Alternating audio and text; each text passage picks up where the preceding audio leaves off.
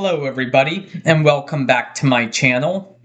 I grew up raised in a Christian household where my parents forced me to go to church with them every Sunday.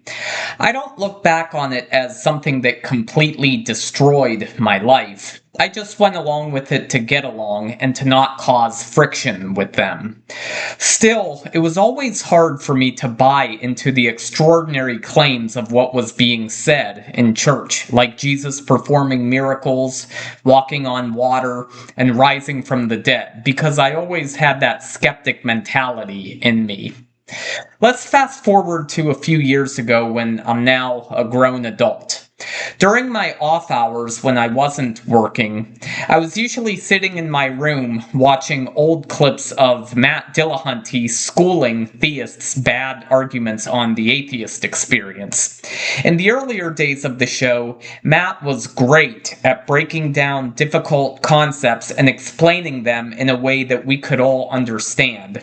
His no-nonsense, straightforward approach made a huge impact on people, changing minds and getting people out from under the confines of religious indoctrination. The rotating co-hosts were also knowledgeable and brought their own unique perspectives. It was, as far as I'm aware, the first show that got you to ask why do you believe what you believe, which is the more important question than just what do you believe. And for most people who called in, that was extremely difficult to answer. The show wasn't just educational, it also provided a certain level of entertainment. It brought to light that not all atheists are horrible people and devil worshippers, which is what I grew up believing in the Roman Catholic faith. I didn't become aware of the show until 2019, but I'm glad that I did, because it taught me a lot about logic, reason, logical fallacies, and how to form cohesive arguments backed by evidence. It increased my understanding of evolution, the scientific method, and Big Bang cosmology. I became a much better debater when it came time to argue against religious doctrine.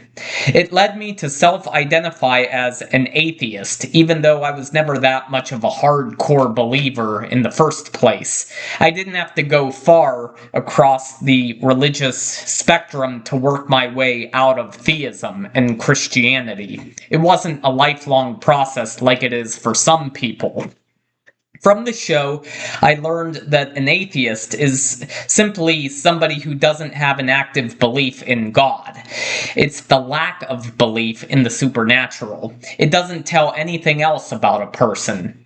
With that being said, many atheists self-identify as secular humanists. I don't think there's anything impressive about identifying as such, because we all care about our fellow human beings and want the best for them. It's just that we constantly argue about the source of how did all of this get here. Believers credit God for just about everything, while non-believers see it as a product of evolution and nature taking its course. Regarding morality, believers tend to say that we can't be moral without God, but non-believers accept the fact that we all have to share space on this planet, so it's in our best interest to cooperate and get along with each other. That's what morality means to us. In 2020, coinciding with the COVID hogwash, which was a worldwide scam by the government, the Atheist Experience, which used to be aired live from a location in Austin, Texas, goes completely remote. A lot of the old co-hosts that were popular either leave on their own or are replaced with new hosts who aren't as knowledgeable at talking about this subject matter. They're just talking bots who don't listen to the callers and don't say anything of value. What was once known as the Atheist Experience becomes The Line and a bunch of other sister shows with similar content. They abandon their original premise about spreading positive atheism and having productive, meaningful conversations, and it becomes a therapy group for depressed, delusional trans rights activists who all have gone woke. It loses its entertainment value and takes on a more political tone by pushing far-left propaganda. The quality of the show declines tremendously. Not surprisingly, this turns away thousands of its loyal viewers in the process. They tell us to question everything, but when it comes to science and politics, you can't question anything they say. This is in opposition to the atheist experience's original premise of having good faith conversation with callers while getting them to question their religious beliefs. Quite a shame, really. They tell us to vote, but if you don't vote for the evil puppet of their choosing, they castrate you and shut you down. These hardcore leftists who are so indoctrinated into statism and think the solution to every problem is more government control. These guys pushing this socialist woke nonsense that is the antithesis of everything that our country was founded on. These people are the real threat to America and or humanity. The belief in God is not the act of legislating one's opinions on other people by force. God is most likely a fictional character, and if there is one, it doesn't intervene and affect our lives negatively like the government does. The government is what robs and extorts money from us, makes up rules that you have to live under, and initiates force backed by violence. It was the government that shut down your business and ruined millions of lives during the COVID hogwash. It was the government who said that if you don't put on this mask and inject this unneeded experimental drug into your system, then you can't go to a baseball game.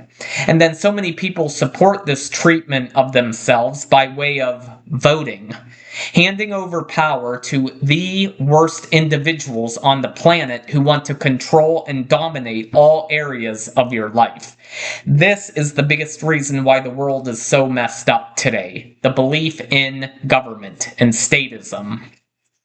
It absolutely sucks how many atheists are statists instead of freedom-minded individuals or freedom-minded thinkers. It saddens me that there are so few true skeptics in this world. Aside from myself, I can't think of any or many other individuals who aren't a believer in God, but at the same time don't recognize the power of the state as legitimate. A lot of these leftists tell us to vote liberals into office, usually from the Democrat Party, like that's going to bring us human flourishing. Has it any time up until now? Both parties, the Democrat and the Republican Party, suck equally and are the enemy of human flourishing. All government is.